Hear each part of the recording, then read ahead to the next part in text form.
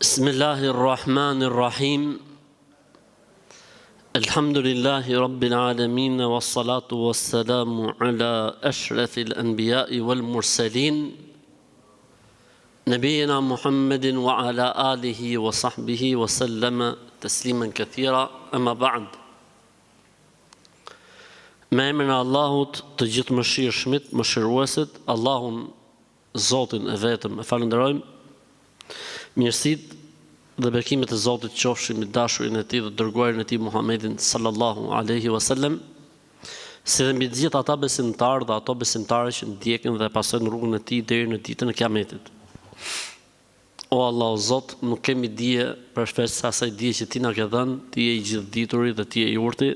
O Allah, o Zot, na furnizo me dije të pastër, me dije të dobishme, na mundso vepra të mira. E sa të jemi gjallë, o Zot, na furnizo me halal. Amin. Allahu në lutë që dia që ne marrim dhe japim të jetë argument për ne, jo argument kundër nesh, dëshmi për ne, jo dëshmi kundër nesh, argument për ne ditën kur do të takojmë Zotin. Atë ditë ku nuk bën dobi as pasuria, as pasardhësit, vetëm se kush i vjen Zotit me zemër të pastër dhe me vepra të mira. Atëherë pa humbur kohë, po filloj me pyetjet cilat i kemi të rezervuara për momentin, ndërkohë që nëse vëllezërit së motrë kanë pyetje direkt mund t'i bëjnë, pasi t'i japin sinjal më herët me kokë ose me dorë. Ka 3 ditë, thot pyetja e parë për sot, që më vjen një zog ke dritarja. Çfarë do të thotë? Kjo do të thotë që i jepin ca thërrima atij zogut, edhe ai zogu jo vetëm 3 ditë, po do të vi 30 ditë e 3 muaj. Do të bëj dhe folej aty, inshallah.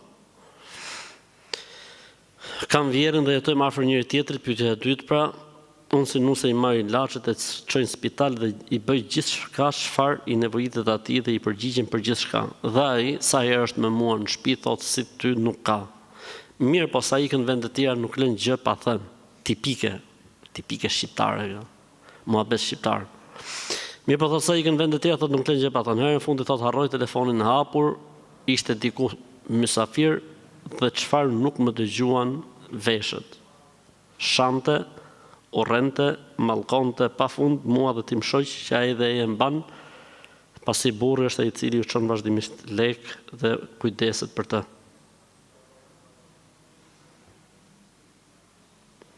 Allahu mustaan. Hajër, inshallah, bëj sabër, bëj durim.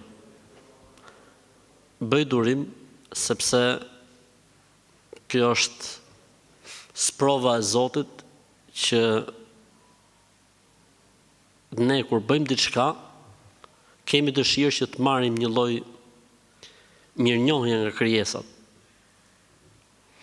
Nëse diçka e bëjmë për hatër të Zotit, na vjen si kjo lloj sprove. Ti bën mirë, ngjon keq. Ti shërben, mallkohesh. Ti kujdesesh, ai s'lën gjë pa thënë. Po vjen një moment që Zoti i zbardh gjërat, i nxjerr gjërat në shesh. Për mendimin tim kjo është sprova e sinqeritetit tënd. Vazhdo bëje punën tënde për hir të Zotit. S'ka problem. Ama duhet ta informosh. Duhet ja vesh në dieni që gjon e patanisë ti flet kështu gjithmonë, por filan ditë kur ke qenë filan vend nga harru celularin hapët, dhe unë kam një që ti villshe vrer. Megjithatë, unë nuk pres shpërblim as mirënjohje prej teje, e pres prej Zotit tim. Mirë është me ja thënë që të paktën mos të flasim më.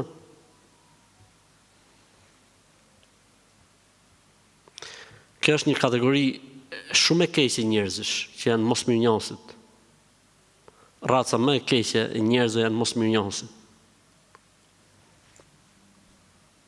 Njëri i cili sillet mirë, të bën mirë, mos të jesh mirënjohës ndaj tij, tregon një karakter tepër të ulët që ka personi, Zoti na ruaj. Jam një vajzë e re në moshën 22 vjeçare, thotë. Jetojmë në gurbet, me vjerën dhe me kunatin, ndërsa vjera dhe motrat e burrit jetojnë në Maqedoni. Kjo si familje është komplet vezvese e janë duke më bërë vazhdimisht presion dhe stres. Vjen vjeri më thot, ruje djalin hap syt se mos i ndodhej diçka e keqe për ditë, ma thot këtë fjalë. Po edhe kur vjen vjera më thot njëjtën fjalë, po edhe kur vin kunatat më thon njëjtën fjalë, dhe sa herë që flasin në telefon më thon kujdes, ruaj djalin se mos po na ndodh gjë. Për ditë, pra nëse unë flas me ta më shumë se 5 herë në ditë, të njëjtën gjë, ruaj djalin se po na i ndodh në gjë e keqesh. Djalin.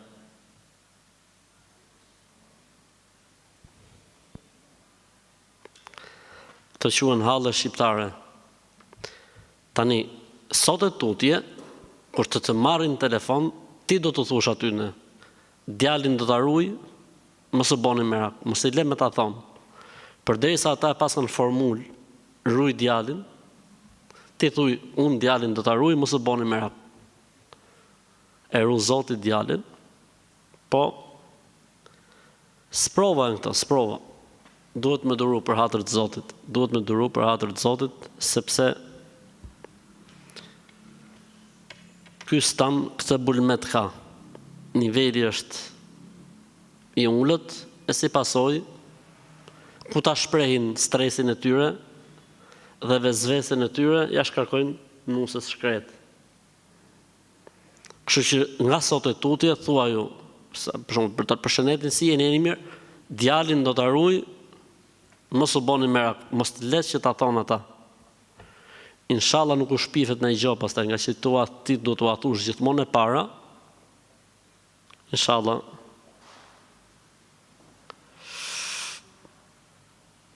Një pyetje ju lutem, a mund të bëj kurban 105 muajsh? A pranohet si kurban? Jo.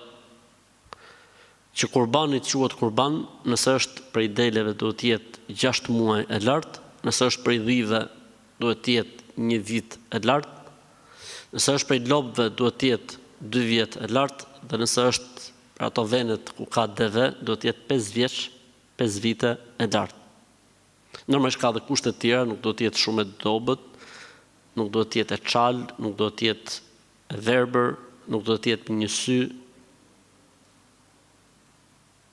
do të jetë e shëndetshme, do të jetë pas mundje.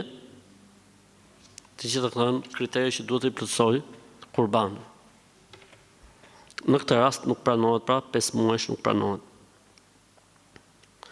Gjyshi është 74 vjeç, ka bërë umre, dhe pasi u kthyer nga umreja, njerëzit vazhdimisht i thonin që ti se ke kryer asnjë detyrim, se umreja nuk ka asnjë lloj vlere.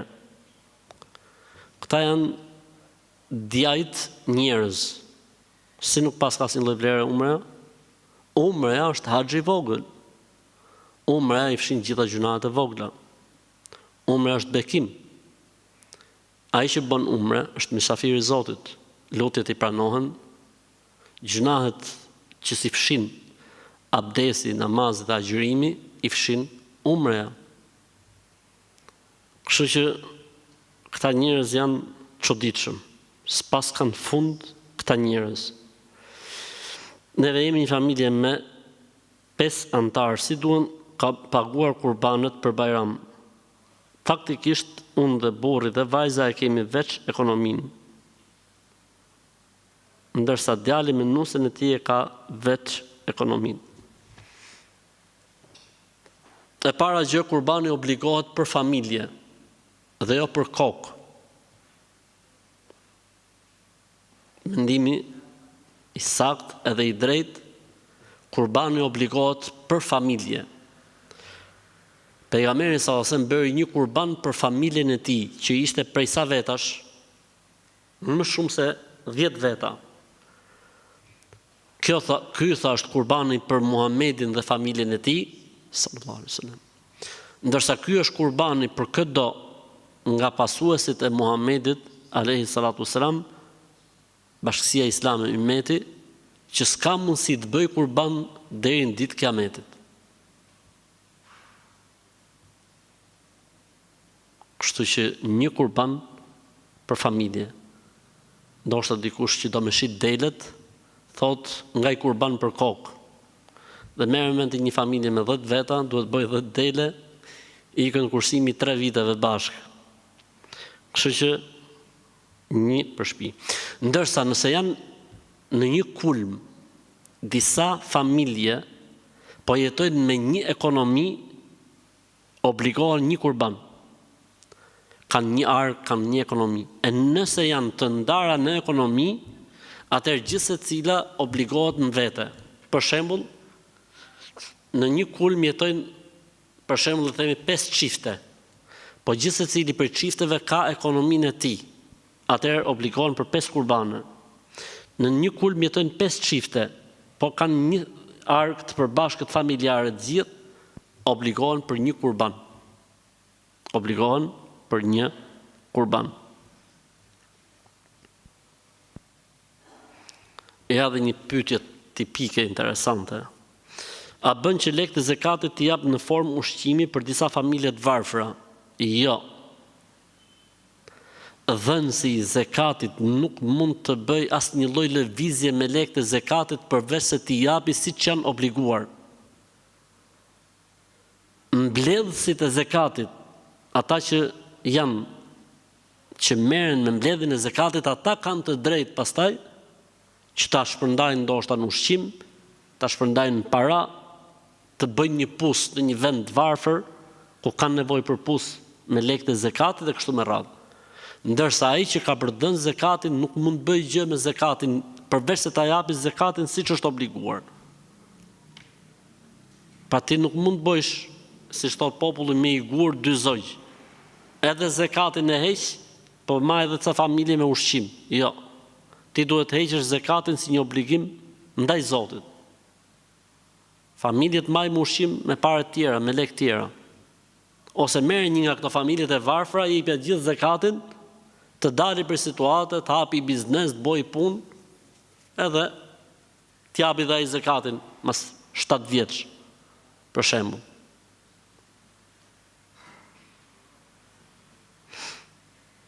A lejohet që lekët e kurbanit i çojmë për jetimet ose s'ka, domethënë, nuk ka ngel me lon lekë për jetimet ose për familjet e varfra vetëm se lekët e kurbanit. Jo, kurbani duhet bërë kurban. Për familjet e varfra, për jetimet, mbas kurbanit ose para kurbanit. Ose këtë kurbanin çojë një familje jetimesh. Që ka kjo punë, lekët e kurbanit të jep të varfërve, po kurbanin që e ke obligim para Zotit gjithësisë, gjithmonë çdo afër kurban bajrami, afërsisht vinë 300 pyetje të tilla. Fiksimi i madh, lekët e kurbanit me i çu këtë varfrit. Se gjallë mbohet me dhon lekë për të varfrit në kohë tjetër, jo, vetëm lekët e kurbanit a bën me i çu. Thuti që s'ka ngel formë tjetër me kontribu për të varfrit, vetëm se ky i 100 sa mijë lek apo sa mund bëj një kurban. Subhanallah.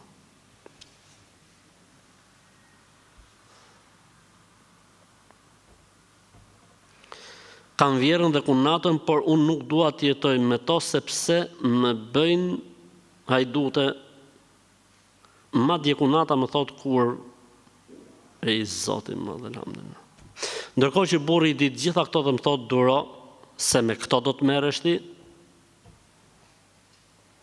ajër inshallah, Zoti e lehtësoft. Allahu e lehtësoft. Fetarisht i lejohet kësaj të kërkoj të dalim vete dhe mos të jetoj me këtë kategori njerëzish, që akoma nuk kanë arrit klasën njerëzore, janë poshtë njerëzve, akoma s'kanë hyrë në klasën e njerëzit, në klasën e humane.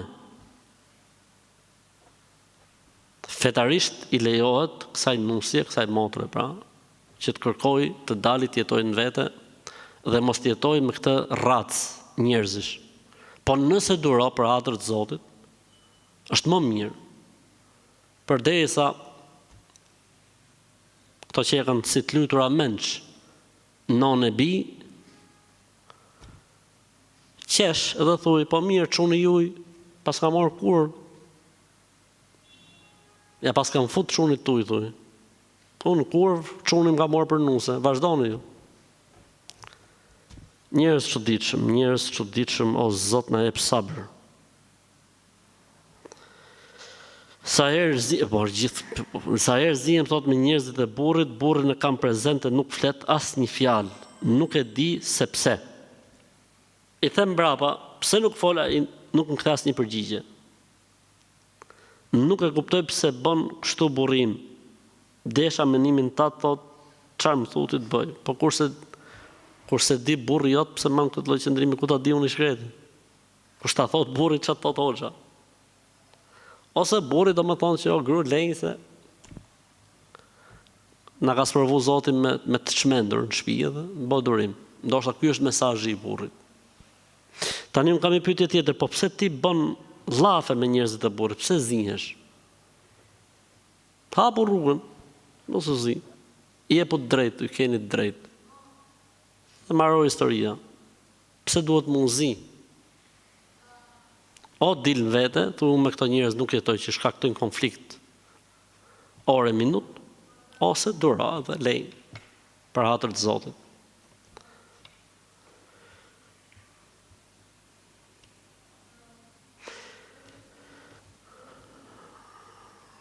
Jam e fejuar prej 2 vitesh dhe më bie që të qëndroj shumë tek shtëpia e bashkëshortit tim. Mirë, po ai është i smur me sa duket nga xhelozia aq shumë, saqë edhe kur shkoj në dyqan më thot pse shikove kët ose atë.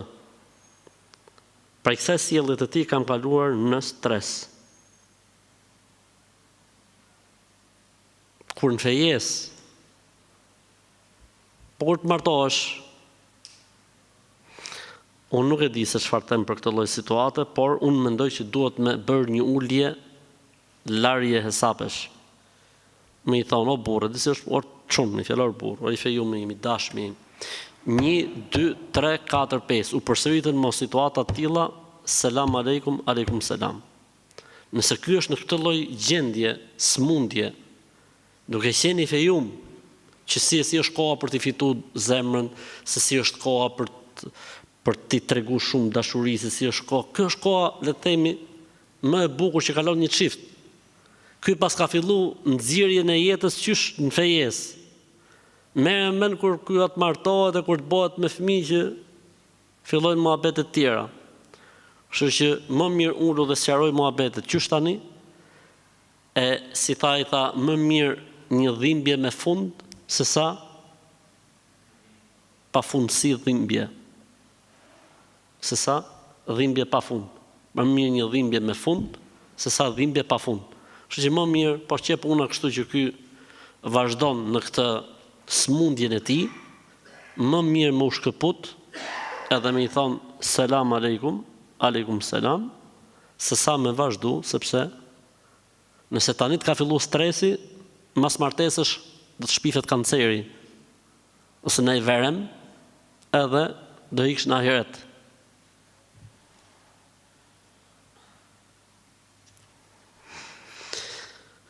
Si vazhdon falja e namazit me xhamat kur e kap namazin fillim të rekatit dytë, pra si zëvendësohet rekati i humbur.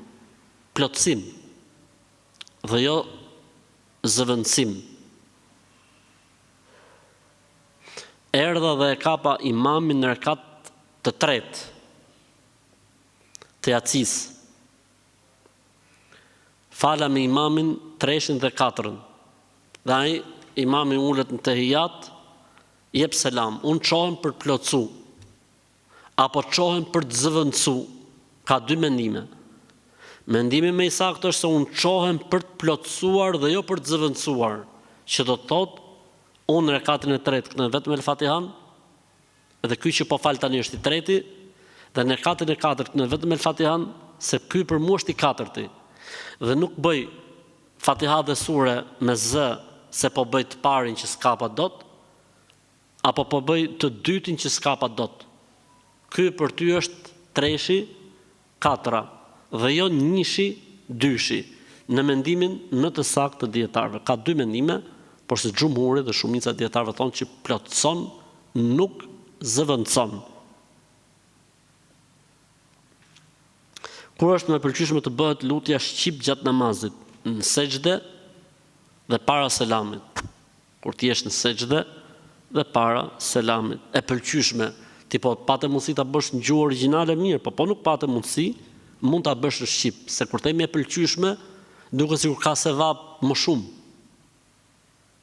Lejohet bëhet lutja shqip në sejdë, lejohet bëhet lutja shqip para selamit. E pëlqyeshme, s'ka lidhje e pëlqyeshme. Pra nuk është mustahab. Se kur thua është e pëlqyeshme, s'ka mustahab. Mustahab bëhet lutja në origjinal, po që mundësia.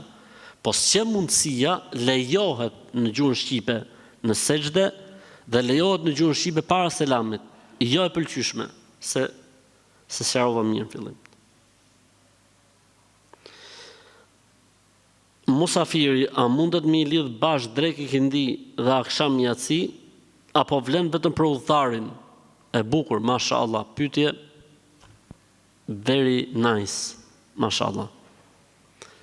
Mysafir në gjuhën shqipe do thot miku kur të vjen në shtëpi. Ky as lidh, as nuk zgjidh, as nuk bashko, as nuk nda. Ndërsa udhëtari, që në gjuhën arabe i thon musafir, është ai i cili lidh e i cili shkurton. Po jo musafiri jeton për shembull në kombinat dhe shkon për musafir në kinostudio. Ky shkon musafir, nuk është udhëtar. Për këtë arsye quhen lehtësimet e udhëtarit, jo lehtësimet e musafirit. Po mund të jetë për këtë ndoshta në një libër statusi i musafirit, edhe ai shkreti ka kujtuar se musafir kur shkon nga Selita ke shtëpia ime, ke shtëpia Bertit, quhesh musafir, si kam shku për darkë, po quhesh udhëtar. Pra në lehtësimet e udhëtarit i thejot musafirit, shqip. Musafirit thonë arabisht, udhëtarit. Edhe nuk bashkohen gjitha bashkë, drek, ikindi, aksham yatsi, po dreka me ikindin në kohën e njërës prej tyre, akshami me yatsin në kohën e njërës prej tyre. Jo të gjitha bashkë, drek, ikindi, aksham yatsi.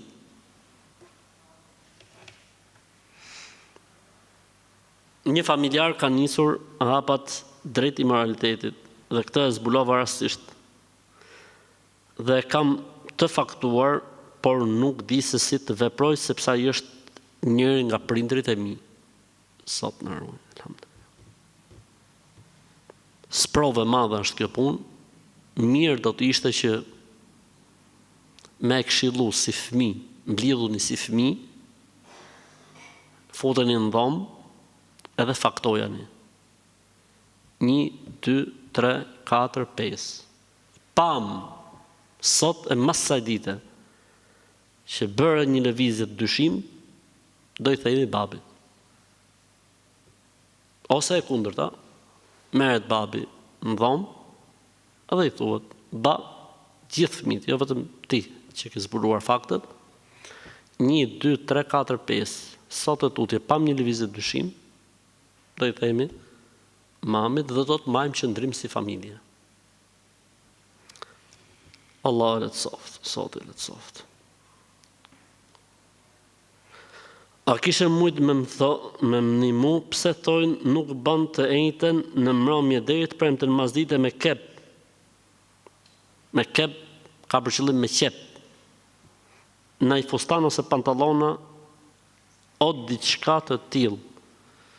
Jo, nuk është e vërtet, vlla, kanë gënjyret, kanë rrejt. Ne zakonisht për këto pyetje themi larg budallëve, s'ka lidhje me fenë e Zotit kjo punë. Cili është gjykimi sipas fesë për fatin e keq? Disa muslimanë mendojnë se kur do vdesin, do shpëtojnë dhe mendojnë se nuk do të japin llogari për veprat e tyre shëmtuara. Unë nuk e di se ku e ke gjetë ti këto muslimanë, po muslimanët e vërtet besojnë se do dalin përpara Zotit, do të japin llogari. Të mirët shpërblehen, njerëzit e këqij do të dënohen, ndoshta Zoti di kë e ka pastruar gjatë jetës së tij, e ka pastruar gjatë vdekjes së tij, e ka pastruar gjatë varrit, e pastron ditën e Kiametit. Nuk e di kush është ky që flet në emër të tjerëve.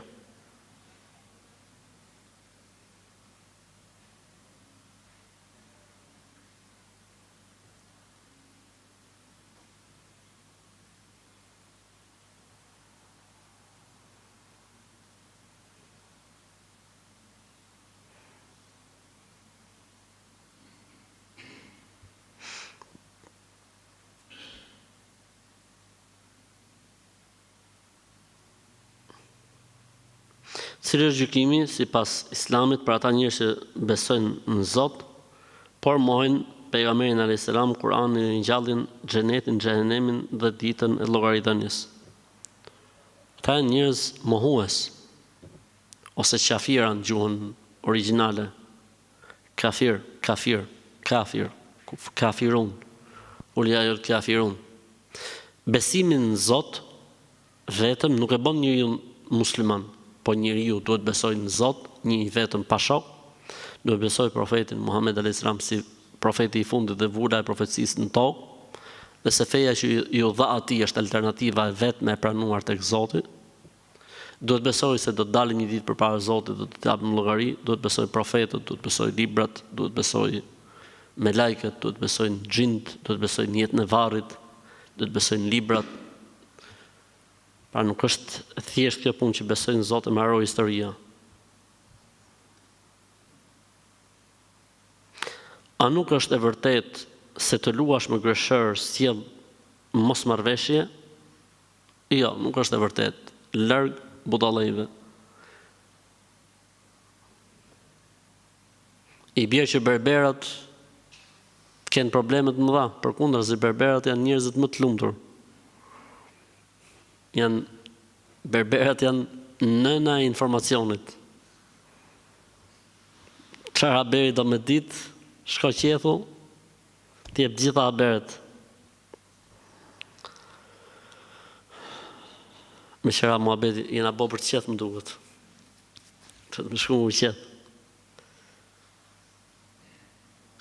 Vajza jeme ka vendos me bo fejesën me 16 qershor që i bjen me ken kurban bajram. A ka në problem se ka gojlana, pra gojdhëna, si thonë zban, larg budallëve, bon që të shkeme të 2 festa në një ditë. Kurban bajram, fejam dhe kalamajt, mashallah, të barakallah, shumë mirë. Kam një pyetja, bon me marr kurbanin femër? Bon, s'ka si problem. Mund t'jetë femër, mund t'jetë mashkull, s'ka lidhje. E rëndësishme të plotësoj kriteret që ne përmendëm më përpara, po gjinia nuk është kriter.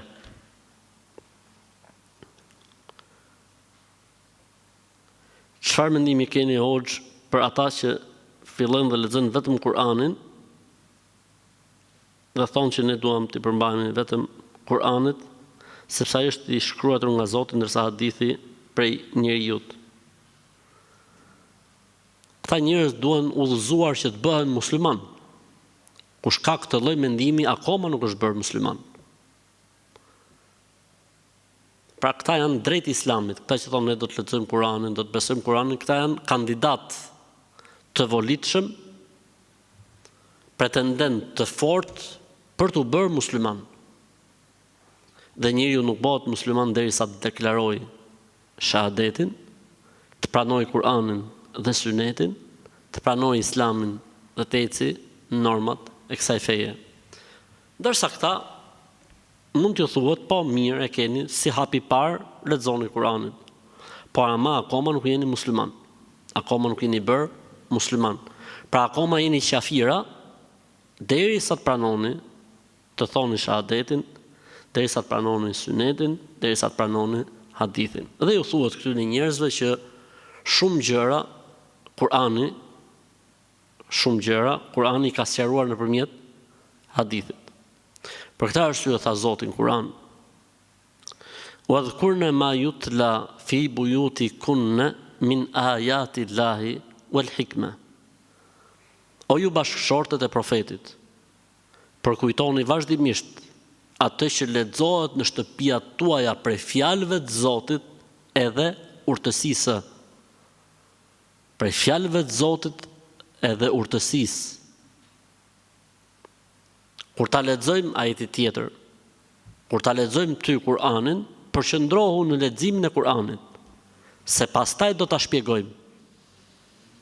Do të thonë pas ka Kur'an dhe shpjegim Kur'anit. Ku është shpjegimi? O Muhammed, ne do t'japim ty një drejtim tjetër për faljen e namazit. Drejtohu nga qabja, nga sot e tutje. para Qabës, nga cila anë drejtohej? Nga cila anë? Nga Kudsi, Aksaja. Ku e ke të shkruajtur që drejtohej nga Aksaja? S'është shkruajtur në Kur'an. Nga cila anë drejtohej? Për këtë arsye unë kam thënë ka pothuajse 300 ajete kuranore të cilat kanë nevojë për sqarim nëpërmjet hadithit. Për këtë arsye kam thënë dhe përsëris, ata njerëz që thonë ne pranojmë vetëm Kur'anin, janë qafira të vetë deklaruar. Pra kanë deklaruar për veten e tyre se janë mohues të Zotit, të profetit, të Kur'anit e gjithçkaje. Pasi Islami nuk kuptohet vetëm se nëpërmjet librit të Zotit, një sunetit pejgamberit sallallahu alaihi wasallam. A pranohet namazi i xumas nëse nuk je i pastruar i tëri në ditën e premte, pra por vetëm ke marr abdes dhe ke fal xuman? Po, pranohet. Ka mendim që duhet më ula patjetër, po jo që është kusht i domosdoshëm. Pra ekstremi është që duhet më ula ditë në xuma, është vajib. Por prap edhe po sulave xumaja vlen. Po mendimi më i saktë është që është sunet më ula për ditë xumaje, mjafton dhe abdesi. I dërguari i Allahut sallallahu alaihi wasallam ka thënë: "Men tawadda yawm al-jumu'ati fa biha wa ni'mat. Wa man ightasala fa al-ghuslu afdal." Kush merr abdes për ditë xumaje e ka bërë detyrën. Mirë ka bërë. E kush lahet ka bërë më mirë. Kush merr abdes, mirë ka bërë. Dhe kush lahet, ka bërë më mirë. Ky është mendimi më i saktë, sepse ka një mendim që thotë obligohet. Po edhe ai mendim që thotë obligohet, nuk thotë është kusht për të qenë saktë xumaja. Pra të dyja mendimet, si ky që thotë është sunet, larja e përgjithshme e trupit, si ky tjetër që thotë është obligim, të dyja mendimet nuk e bëjnë kusht për xuman. Ku është dallimi mes dy mendimeve? Në rastin e dytë, nëse nuk e bën, ti je gjunahaqar, por xumaja është e saktë. Je mëkatar, por xumaja është e saktë. Ndërsa në rastin e parë si je mëkatar fare në rregull. Dhe për argumentave të forta gjithashtu të këtij mendimi është se kohën e Omer ibn Khattabit ka ndodhur ngjarja më poshtme. Futet një ditë Uthmani radhiyallahu anhu në xhumë dhe Omeri radhiyallahu anhu po majte hutbën e xumas. Dhe Uthmani radhiyallahu ta'ala anhu po pikonte ujë, pra sa kishte marrë abdes. Vjen edhe Omeri me njëherë e heton dhe Uthmani radhiyallahu ta'ala anhu sa u fut. Dhe Omeri nuk duroi. I tha Uthman, tha o prisi besimtarve, kisha harruar që është e xhuma. Mora abdes dhe erdha me vrap. Fjala e Uthmanit radhiyallahu ta'ala anhu, mora abdes dhe erdha me vrap, nuk hasi kundërshtim nga kush? Omeri, nuk i tha Omeri si, po për xhuma duhet më ula. As nuk hasi kundërshtim nga sahabët, që i thonë Uthman, si e ke lati sot? Qartë, është quhet ixhma sukuti, unanimitet i heshtur. Pra jo i deklaruar, ka unanimitet të deklaruar dhe ka unanimitet të heshtur. Për këtë arsye mendimi më i saktë është që më ula ditën e xumës është sunet, po jo farz. Pra jo obligim, jo farz, po tamam.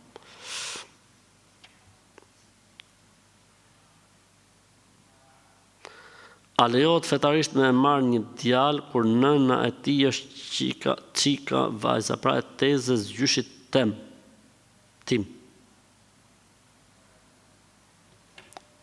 Ligji fetar për këtë çështje dihet, ndërsa se si zhvillohen traditat dhe zakonet është mohabet tjetër. Vllai im është i dashuruar me një gocë, ai vendosi t'i vër një unas ditën e diel. Mirë, po një ditë më parë mësuam që ai ishte kushërir e jona. goca e hallës babit e paska gocën e gocës. Me një fjalë bijem 4 breza larg njëri tjetrit. S'dim çfarë të bëjmë sepse ata të dy janë të dashuruar. Ligji i Islamit për këtë çështje dihet se cili është, por se si e zgjidhni ju problemin është çështja juaj. Jena arrit me faktin që macja ka 7 shpirtra, a është e vërtet larg budallëve. Kur marrim gusl duhet 3 herë ta lajm gojën dhe undën apo vetëm nga një herë. Një herë është patjetër, ndërsa 3 herë është më e mira. A mund të flejmë thot mas ikindis deri në akşam sepse na kanë thënë që kush flen mbas në këtë orar e zen mendjeletësia. Lejohet, nuk ka asnjë problemi, sidomos kur e ka njeriu të nevojshme, s'ka asnjë problemi. Ndërsa transmetimi që thot kush flen mas ikindie e zen mendjeletësia është hadithi i dobët, s'është i saktë. Si e Allah, thot, alhamdulillah mirë, po të si e. Kam një problem, thot, këtu në qytet me këta qenë ndacak, janë të smur dhe të rrezikshëm për të vegjëlit dhe për të mëdhenjt. A lejohet elmimi i tyre sepse janë shumë problematik. Trajtimi i tyre thuajse është i pamundur. Shneti i njeriut është më i rëndësishëm se sa jeta e çdo gjëje tjetër.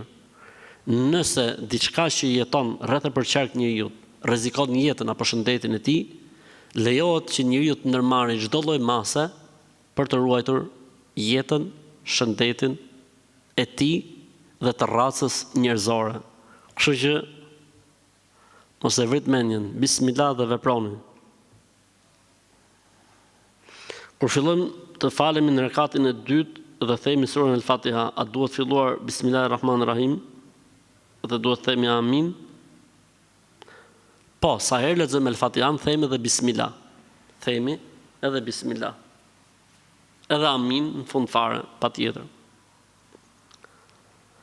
A bëj gjuna nëse unë i them pronarit të punës shifa atë punëtor se të ka vjedh një shishe, nëse unë nuk i them pronarit, a mbajun përgjegjësi se më ka vunë mua si përgjegjës së saj pune. Unë mendoj që në këtë rast duhet me këshillu herë këtë hajdutin me çizme. Duhet me këshillu, më thonë o vlla, përderisa unë jam përgjegjës nuk bën. Nëse do ta bësh, unë do të se maj përgjegjësinë mbi supë, do t'i them shefit, do t'i them pronarit. Nëse ai pastaj vazhdon, atëherë ke drejt. A lejohet që të ulesh mbi varrin një të afërmi? Nuk lejohet në Islam që më ul mbi varrin të afërmit as të largëtit.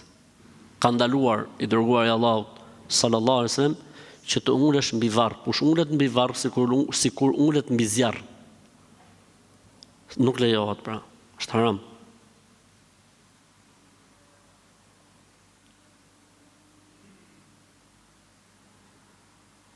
A lejohet që një femër që ka filluar të falet të vazhdojë marrëdhënien me një mashkull të një feje tjetër, edhe pse nuk janë të martuar? Nuk e lejohet një femër të vazhdojë marrëdhënien me mashkull tjetër, edhe nëse është musliman. Pa edhe po të ishte musliman ky avdalli, nuk lejohet me pas marrëdhënie mas seksuale me të. Ajo më duke qenë një feje tjetër. Pra mëkati dyfisht. Femra muslimane martohet. Nëse personi është musliman, e nëse është jo musliman, pret që ai të pranojë Islamin, deklarojë shahadetin La ilaha illallah Muhammedun Rasulullah, i futi nikah, i fejes, familjare, e tjerë, dhe selam aleikum, aleikum selam. Do të pyesja javën e parë më ka vdek daja e shku në varrim. Kur po mbulonin me dhe një nga nuset e dajës tjetër, mori aty dhe nga i vdekuri dhe nuk e di thot se përse e ka marrë, për mirë apo për keq. Pyete, thuj, pse e mora dhe unë? Më trego, thuj, se do t'i tregoj gjithë fisit që ke marrë dhe ke varri. Futem presion. Normalisht dheja merret për magji. Merret për magji, sot në rruj. A mund të falë 2 rekate në namaz në Qabe për prindërit e vdekur? Jo, s'ka argument. A pranohet fetarisht që vajzat i thot djalit për fejes, apo duhet që patjetër djalit tjetër i cili e hedh hapin i pari? Jo, s'ka problem. Mund të hidhet hapi dhe nga vajza. Siç bëri kush? Khadija me pejgamberin sallallahu alaihi wasallam.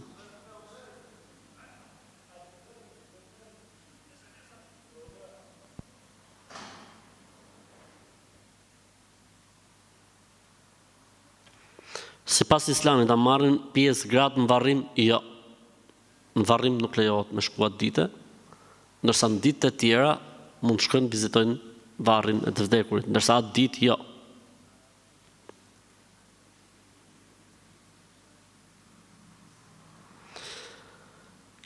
A duhet të bëjmë akika për vete duke pas parasysh se prindërit tanë nuk na kanë bërë akika? Jo, nuk është obligim. Sepse prindërit tanë nuk e kanë ditë një gjë të tillë dhe janë të liruar nga ligji i obligueshmërisë. Nëse dikush e bën, okay, s'ka problem, por obligim nuk është. Kam vënë që poshtohen rastet për ata që punojnë në bursa siç është Foreksi. Ne kemi dhënë fetvan për këtë prej kohësh që nuk lejohet. Foreksi është prej metodikave, apo, si më thënë, prej këtyre skemave, cilat nuk janë të lejuara në Islam. Edhe pse ka dalë një verdikt i fundit tani Foreksi islamik, ose Foreksi halal, por nuk i plotëson kriteret e të qenit halal. A jep Islam, thot kisha një pyetje ndoshta pak më ndryshe. Hajde ta shohim të, inshallah. A jep Islami shpjegim për racat e ndryshme të njerëzve, siç janë zezakët, kinezët, të bardhët, aziatikët e kështu me radhë? Po, a jep shpjegimin Islami. Ademi a.s. thot pejgamberi sa më shkruar nga baltat e ndryshme të tokës, për këtë arsye bitë e tij kanë dalë sipas llojit të baltës. Kush ka qenë nga një balt, le të themi e zezë, ka dalë e smer. Kush ka dalë nga një baltë e bardhë, ka dalë i bardhë. Kush ka dalë nga një baltë e verdhë, ka dalë verdhacuk. Kush ka dalë nga një baltë e kuqe, ka dalë kuqalosh. E kështu me radhë. Ka shpjegim patjetër. Ore, kjo aroma që vjen, është ashtu? Një aromë ju? Ashtu është. Nga që ka dyra në ematon në xhamia do të jetë njën në rrënës të pallatit atje. Po të vajza ime bën të jepet zekat, është e martuar me fëmijë, po është studente dhe me qera aktualisht janë çdo muaj në vështirësi me detyrimet mujore. Jo. Gocën duhet ta mbajsh, se e ke për gocë, e ke për shpirt, e ke për zemër. Por mund t'ja japësh dhëndrit. Mund t'ja japësh dhëndrit fetarisht, nuk ka asnjë problem. Sa gocës nuk i jepet zakat, gocën ke për detyrë me majt, nëse i ke mundësitë.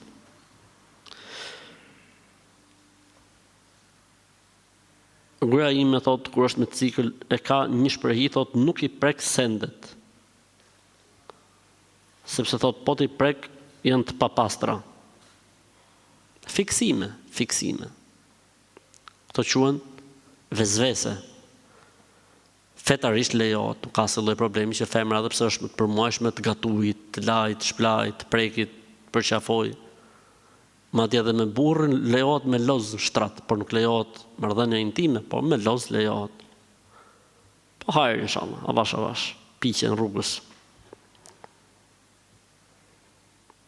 Kam vënë një fenomen në rritje të prezencës të motrave muslimane me shamin në rrjetet sociale, të cilat shpesh herë dalin jashtë kornizës së shamis duke postuar gjëra pak dobishme, thjesht për të marrë klikime dhe bën shkak për komente negative, por edhe duke ndikuar jo pak dhe tek motrat e tjera muslimane. E vërtetë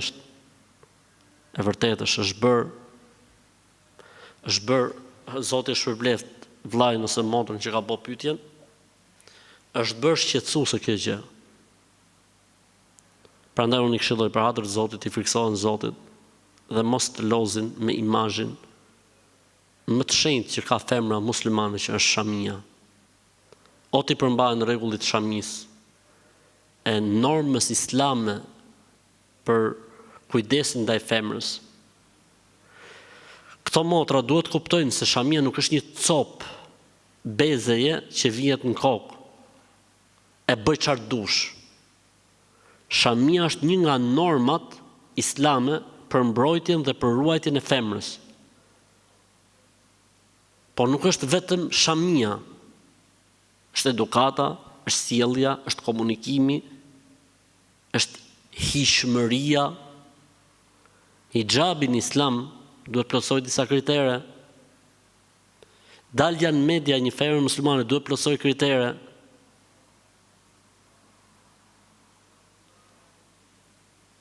Subhanallah, çfarë përshtypje do t'i japi një femër me shami cila thot fëmijët ta shpifin? A mund të jetë ky model dhe kjo femër imazhi i islamit? Unë po mos t'ishte shamia do të visha këtë dekolden, do të dilsha me dekolde. Po mos kisha shamin do të dilsha kështu, sepse je shumë komode me dekolde. Dhe më thonë është pishmon që i kara për hise me net me shami. është pishmon se po t'ishte për atë. Qa t'i bëj shamis, se unë kështu do t'dilsha. Dhe më thonë disa sjellje shumë të ulta që nuk kanë hije me një femër muslimane. Çfarë tha Zoti në Kur'an kur obligoi shamin? Dhalika adna an yu'rafna fala yu'dhayna. Allah e përmeni pse e ka obliguar shamin për femrën. Tha që mos të vihen në re, që mos të binë në sy, dhe që mos të ngacmohen apo të shqetësohen. Këtu është bërë çdo gjë klikim, këtu është bërë çdo gjë para, këtu është bërë çdo gjë materializëm. Kujt i intereson ligji dhe rregulli?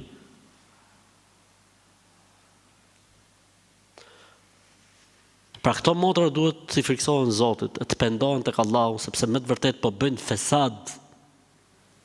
Pra po mbjellin një shthurje në rreshtat e femrave muslimane, e para. E dyta, burrat e tyre, prindrit e tyre, vjerrit e tyre, njerëzit e tyre dhe familjet e tyre duhet të marrin masa, ose të distancohen.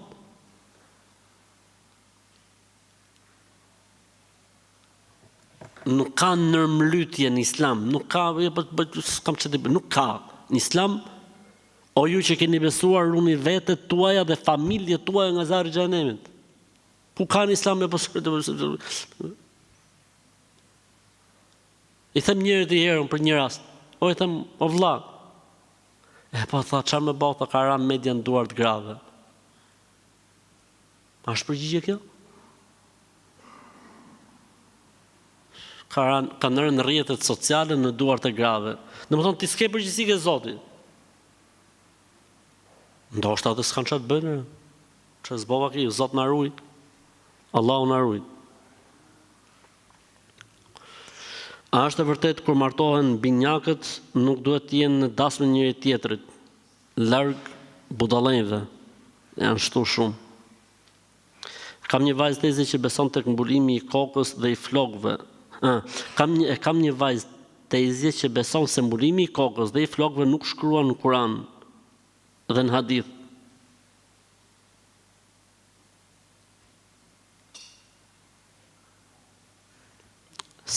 Se pas ka lexuar akoma Kur'anin, se po ta lexoj do ta gjej. Wal yadribna bi khumurihinna ala juyubihin. Ti derdhin, gjoje fjalën. Ti derdhin shamijat e kokës mbi supet dhe gjokset e tyre. Tani unë nuk e di. Mos do të ta shkruaj te Zoti shqip. Dhe të shqip, mos ta thoj të arabisht. Ti derdhin shamijat e kokave, pra femrat, ti derdhin shamijat e kokave mbi supet dhe gjokset e tyre. Është ajet më të qartë nuk ka. Khumur, xhamu khimar. Fjala khumur është shumë si fjalës khimar. Khimar në gjuhën arabe, futur në çdo lloj fjalori, do të thotë mbulesa e kokës, shamia e kokës. Pse ja kanë vënë emrin khimar? Ta vret veshin ka i fjalë të ngjashme në gjuhën arabe, khimar, çka ka të ngjashme në gjuhën arabe? Khamr. I thon pjesë alkolike në gjuhën arabe, si i thon khamr. Pse është quajtur khamr? Pija alkolike. Thot sepse pija alkolike mbulon arsyen. Njëri është. Për këtë arsye shamia e kokës e ka emrin khimar. Mbulon kokën. Çfarë të themi këtu në njerëz? E më e forta është kur del në një nga ato që ja marrin veten gjoja si të çliruar, edhe thotë se ekziston, ja, rastin fjalë. Ndërkohë që është e qartë, në Kur'an është e qartë lehër, pastaj në hadithe që ka sa dush argumenta, pastaj pafundësisht argumenta. Kështu që kësaj gocës tezës do t'i thush, futi një tas lall me pak krip, po t'jeti ftohtë, se të bën mirë. Dhe ku është problemi që mu mërzit shumë, se mirë që s'din, po nuk pyesin. Mirë që s'din, po shesin edhe men. Nuk ekziston thot kjo, dietarja e madhe, akademikja, shkencëtarja e Islamit, që bota islame nuk nxjerr vendim pa marrë mendimin e kësaj, nuk ekziston thot, as në Kur'an, madje as në hadithe. Edhe thuti pastaj pse hoxha merr supergjiro. Këta është për t'i arrestu. Pse folën fenë e Zotit pa dije, 3 vjet burg.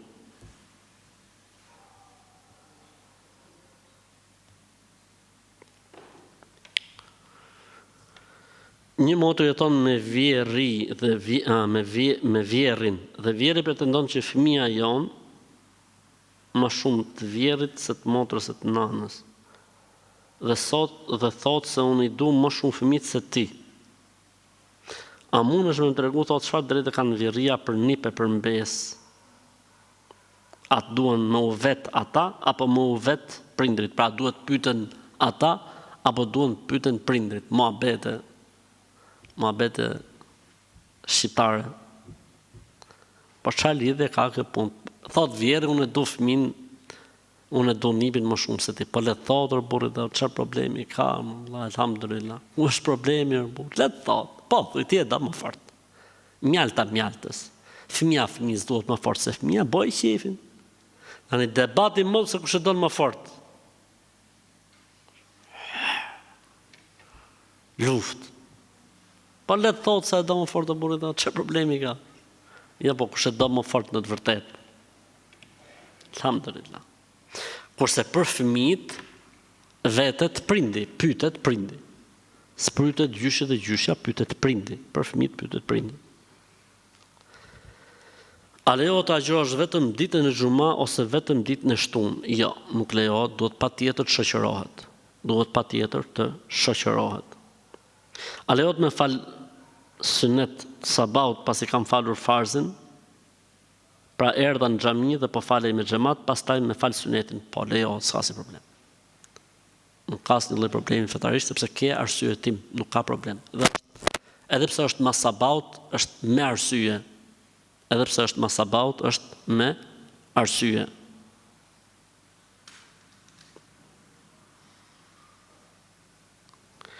E fala ikindin bashkë me një vëlla, po mas i jena fale kuptova që se dinte namazin deri në fund.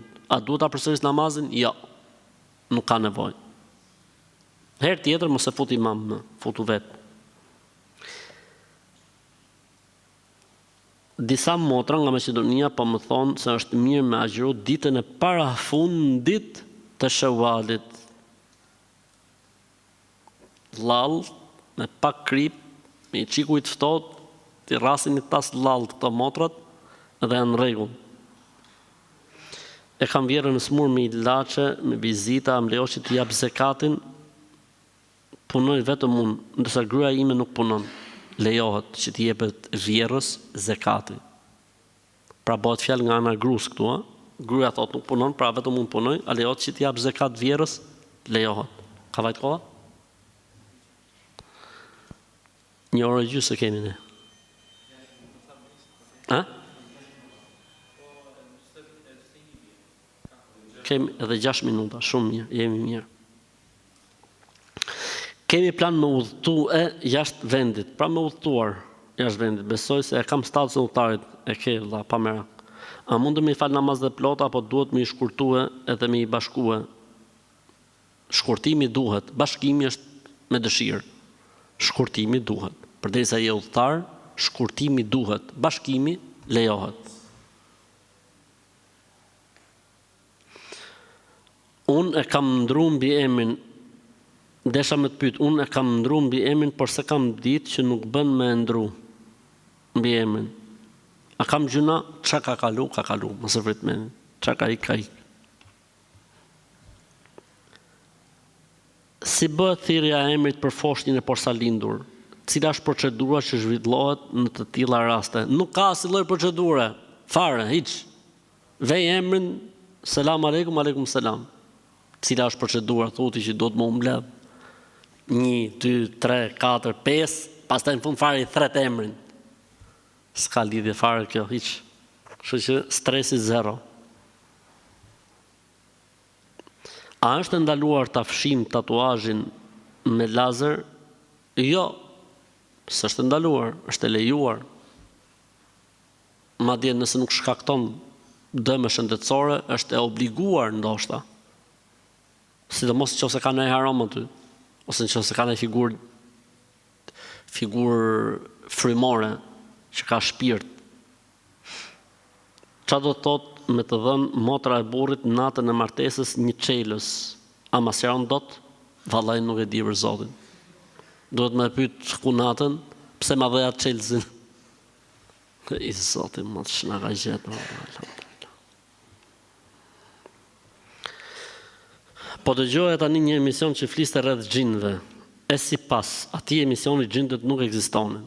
Larg budallëve, sepse është një sure në Kur'an, një kapitull që thot suratu El Xhin. Pse na harxho kohën kot? Pse na harxho kohën kot? Të falë Zotin. A lejohet të më martu 2 motrat për 2 vëllezër, sepse kam dëgjuar njerëz nga të dyja nuk ka me njerëz nga të dyja nuk ka me jetë mirë. Do të shkoj njerëz patjetër ters. Larg budallëve, s'ka lidhje kjo me fenë e Zotit. Kjo nuk lejohet vetëm nëse bëhet kusht. Unë t'jap gocën për çunin, edhe ti të m'japësh gocën për çunin, me ndrim. Nëse bëhet kusht, nuk lejohet. Nëse ky i mori gocën, më vonë ata i morën gocën. S'ka problem, përderisa nuk është bërë kusht. Ndërsa 2 motra me 2 vëllezën, absolutisht nuk ka asnjë problemi fetarisht. Jo, po njonës do jeci ters. Hapu dhe për këta njerëz.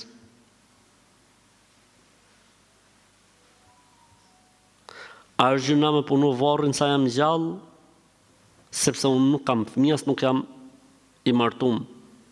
Dhe s'desha t'i bëj as kujt të lashem as vdekjes. Allahu Ekber. Subhanallah. Dhe më thonë, subhanallah. Pyetje interesante, dhe pyetje shumë e prekshme për Zotin. Tregon, dhe më thonë, atë dlirësinë e shpirtit që ka personi që ka bërë pyetjen. S'du të rënoj njerëzit, nga që nuk kam trashëgimtar, ta bëj gati, ta mbuloj me pllaka për shembull, që kur të vdes mos t'u jap siklet njerëzve, subhanallah. Lejohet, nuk ka problem fetarisht. Hajde inshallah. Zoti din më mirë punët, urtësitë e Zotit, ne nuk i dim. Hajde inshallah. Me të vërtet pyetje shumë, subhanallah. .